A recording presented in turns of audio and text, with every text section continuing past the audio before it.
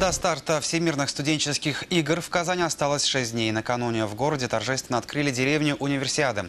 В ней разместят более 10 тысяч спортсменов из 150 стран. Первыми новоселами станут члены сборной России. Деревня Универсиады – это 2 улицы, 30 жилых корпусов и город в городе с администрацией и мэром, магазинами, поликлиниками, развлекательным центром. А еще со строгими порядками. В деревне полный запрет на курение и употребление алкоголя. Всеволод Дворкин далее. Еще 6 лет назад здесь был обычный пустырь, но хозяевам Универсиады удалось невозможное – построить на ровном месте лучший студенческий кампус в стране. Подобного чуда в своей богатой практике президент ФИСУ Клод Луи Гальен припомнить не может. От всей души благодарю всех и хочу сказать, что деревня Универсиады станет крупнейшим кампусом России. Универсиада – это не только 2 недели соревнований, но и 6 лет напряженной работы, которая нам удалась. Душ, кондиционер, холодильник и односпальная кровать. Условия, конечно, не назовешь апартаментными. По международным стандартам комнаты деревни Универсиады должны быть именно такой комплектации и таких размеров. Кровать не маловато. Вот вы посмотрите, здесь специальная, вот есть такая приставка. Она специально сделана во всех комнатах, там, где баскетболисты и волейболисты. За счет этого вот идет удлинение кровати. Потому что это всегда проблема на всех универсиадах. Наши 2-метровые ребята им не умещаются.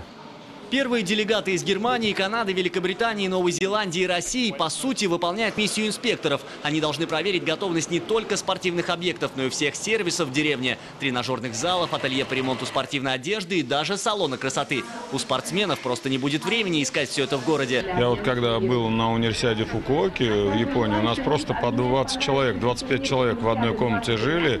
Не было ни кондиционеров, ничего не было. Был кондиционер в одной кухне, куда можно было там 2 кровати засунуть. Мы там стаскивали матрасы, бросали их, чтобы спать там. Ну, просто великолепно. Таких условий я не видел еще.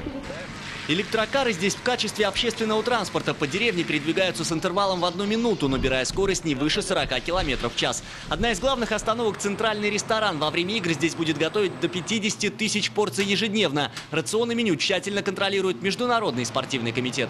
Кухня разная, там европейская, наша национальная, в том числе татарская, азиатская и халяльная. Оценить пристанище ведущих спортсменов мира VIP-гости смогли во время обхода, который предварял церемонию открытия. Строгой инспекции подверглись корпуса и информационный центр. Но вердикт жюри однозначен. Здесь есть все, чтобы вдали от родины участники студенческих игр чувствовали себя как дома. И именно домашние стены должны помочь российской сборной вернуть себе лидерство на спортивном небосводе. Результат сегодня предсказывать очень сложно. Но убежден, что наши ребята будут делать все, и атлеты, студенты, чтобы выступить достойно своих. Стыдно нам за них точно не будет. У них огромное желание выступить. В составе команды будет более 100 спортсменов, представляющих Республику Татарстан.